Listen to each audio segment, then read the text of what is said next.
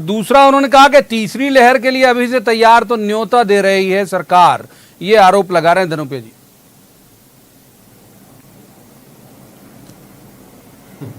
देखिए, मैं दो बातें बड़ी स्पष्ट तौर पे कहता हूं कि मध्य प्रदेश जीते और बचे, चाहे श्रेय विपक्ष दे पाए या नहीं दे पाए। वैसे अगर तथ्यात्मक रूप से देखें तो धनोपिया जी सिर्फ एक ही तथ्य का अवलोकन कर लें कि मध्य प्रदेश जनसंख्या के मामले में देश में लगभग 6वें स्थान पर आता है और कोरोना के मामले में सदैव इससे सुरक्षित रहा। यानी कि हमारी संक्रमण दर के स्थान पर जो हम एक्टिव केसेस में थे वो देश में 7वें से लेकर वर्तमान में 19वें स्थान पर है।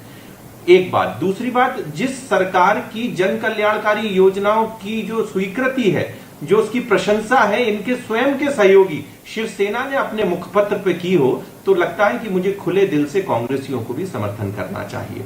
मध्य प्रदेश ने ये 1.5 माह में जो लड़ाई लड़ी है वो शिवराज सिंह जी के नेतृत्व में टीम शिवराज ने लड़ी है और निश्चित ही इसका श्रेय हर कोरोना योद्धा को और मध्य प्रदेश के हर एक व्यक्ति को जाता है। और अब ये आह्वान है कि कोविड एप्रोप्रिएट बिहेवियर के साथ स्वास्थ्य और समृद्धि, इन दोनों को अगर मध्य प्रदेश लेगा तो हम इकोनॉमिक फ्रंट में भी मध्य प्रदेश दूसरे राज्यों से बेहतर करेगा। अभी एक रिपोर्ट और आई थी जिसमें मध्य प्रदेश इवन एम्प्लॉयमेंट के मामले में दूसरे राज्यों से बेहतर रहा। तो ये सब कुछ एक खुशखबरियां हैं जिसको हर मध्य प्रदेश वासी को स्वीकारना चाहिए और विपक्ष को भी समझना चाहिए कि जहां पर एक और इनके राज्य अव्यवस्थाओं और अराजकताओं से भरे हुए थे, मध्य प्रदेश मोर और लेस कंट्रोल में रहा और आज हम इस स्थिति में है कि हमारी संक्रमण दर 1.5% है और हम जिंदगी अनलॉक करने की प्रक्रिया में आगे बढ़ चुके हैं। धनोपिया साहब, एमपी के मॉडल की तारीफ प्रधानमंत्री नरेंद्र मोदी भी कर रहे हैं, आपके सहयोगी भी कर रहे हैं, जैसे आशीष जी ने कहा, और ये कहा जा रहा है कि बहुत तेजी से गांव और शहर को कंट्रोल किया मध्य प्रदेश ने। फिर क्यों लगता है आपको कि गवर्नमेंट ठीक से हैंडल नहीं कर पाई? देखिए पीबीडी जी, मेरे मित्र आशीष अग्रवाल जी ने ही विषय को परिवर्तन कर दिया, मुझे मजबूरी है बोलना ही पड़ेगा।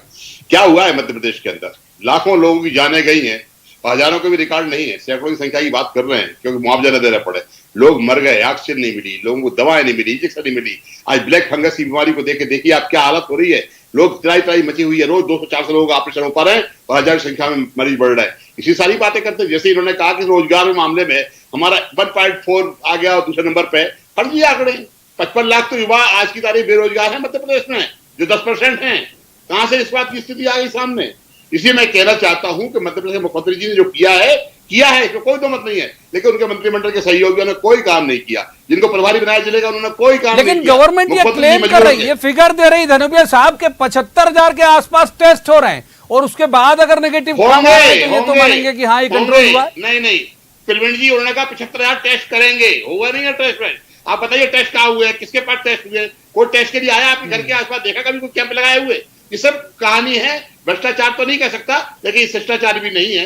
मैं तो ही कहता हूं कि मुख्यमंत्री जी ने प्रयास किए हैं, लेकिन जनता का सहयोग सर्वोपरि रहा है। आशीष जी, छोटा जवाब, फिर एक बार दिनेश जी के पास जाऊंगा। आशीष जी जवाब।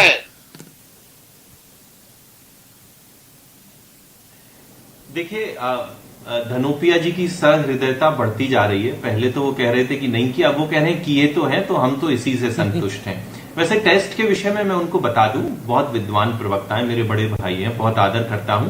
कम्युनिटी टेस्टिंग तो कहीं पर भी इंडिया में नहीं हो रही। ये तो सिम्टोमेटिक टेस्टिंग है। अगर सिम्टम्स है, अगर कोई आप संक्रमित के अगर दायरे में आए हैं तो आप टेस्ट कराते हैं और उसमें 75,000 से अधिक टेस्टिंग में अगर मध्य प्रदेश की संक्रमण दर 1.6% आ रही है तो मुझे ऐसा लगता है कि सरकार को, मुखिया को और हर उस व्यक्ति को सराहना चाहिए जो मध्य प्रदेश का भला चाहता है। वैसे मैं धनोपिया जी से पूछता हूं कि इनके दल ने क्या किया। कमलनाथ सदैव मध्य प्रदेश को बदनाम करने में लगे रहे और चीन से जो दलाली इन्होंने की थी राजीव गांधी फाउंडेशन में, उसका कर्ज उतारने में लगे रहे। इनके दूसरे नेता कोरोना योद्धाओं को मार रहे थे, पीट रहे थे, धमका रहे थे, कोई पुलिस को धकिया रहा था। तो इन्होंने तो मध्य प्रदेश में सिर्फ भ्रम फैलाया है। सेवा का कोई कार्य किया हो, किसी को पानी पिलाया हो, कुछ किया हो तो ये बताएं। ठीक है, तो अब दिनेश जी वेन कर लेते हैं, फिर आऊंगा। एक ही सवाल ले पाया दिनेश जी, आऊंगा आशीष जी, आऊंगा आपके पास। क्रिया है। अरे धनोपिया साहब प्लीज, अब आप तीसरे मेहमान की उपस्थिति को महसूस कर लेने दीजिए, बहुत देर से मौन है वो। दिनेश जी, ये जो बात धनोपिया साहब ने जिसकी तरफ इशारा किया ये ब्लैक फंगस जो है और ये सारी चीजें, सीएम ने भी चिंता जताई कि हाँ, ये हम ये बिल्कुल नहीं माने कि ये अभी पूरी तरह खत्म हो गया या इसके साइड इफेक्ट जो है वो आगे और नहीं आते जाएंगे, या इनसे जुड़ा हुआ क्राइसिस जो है लोगों के सामने वो खत्म नहीं हुआ है अभी। और दूसरा, उन्होंने, अगर आपने सुना पूरा भाषण, तो उन्होंने भी थोड़ा प्राणायाम और अनुलोम विलोम की तरफ इशारा किया कि भाई ये सब आपकी इम्यूनिटी बूस्ट करने के लिए ये सब भी करना चाहिए। शब्द हो सकता है ये नहीं हो, भाव यही थे। दिनेश जी।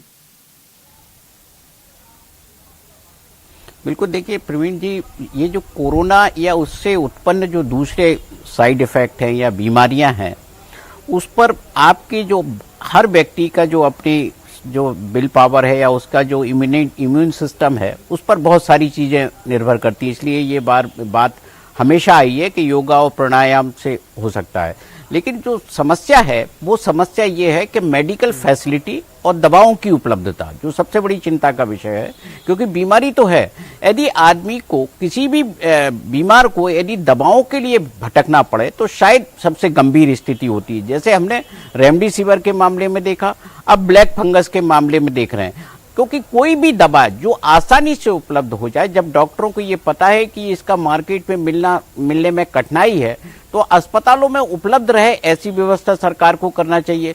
कोई भी चीज, क्योंकि हमको अब ये दूसरी लहर ने बहुत सारी चीजें सिखा दी हैं, बहुत सारे जो कोरोना किस तरह से रिएक्ट कर रहा है उसके बारे में भी बता दिया है। तो सरकार के साथ साथ जो मेडिकल सिस्टम है, हमारे जो डॉक्टर हैं, जो चिकित्सा जगत के जो लोग हैं, या हमारे पास जो भी हमको इस दौरान करना पड़े सरकार को कि तीसरी लहर आने से पहले हम जो है काफी ट्रेंड रहें, इसको हम रोक सकें और आपदा का मुकाबला कर सकें, इसका भी कोई प्लान बनाना चाहिए। क्योंकि हमने लेकिन दूसरी लहर ने सबक तो दिया है ना, सबक भी दिए और कैसे क्राइसिस मैनेज करना यह भी सिखा गई। बिल्कुल गंभीर सबक है प्रवीण जी। जो हमने ये देखा कि हमारा जो सिस्टम है वो इस तरह की आपदा के लिए बिल्कुल तैयार नहीं था, उसे ये समझ नहीं आ रहा था। अभी भी आप देखेंगे कि जो जिस तरह से 15 जून की बात हो रही है कि कोरोना कर्फ्यू 15 जून तक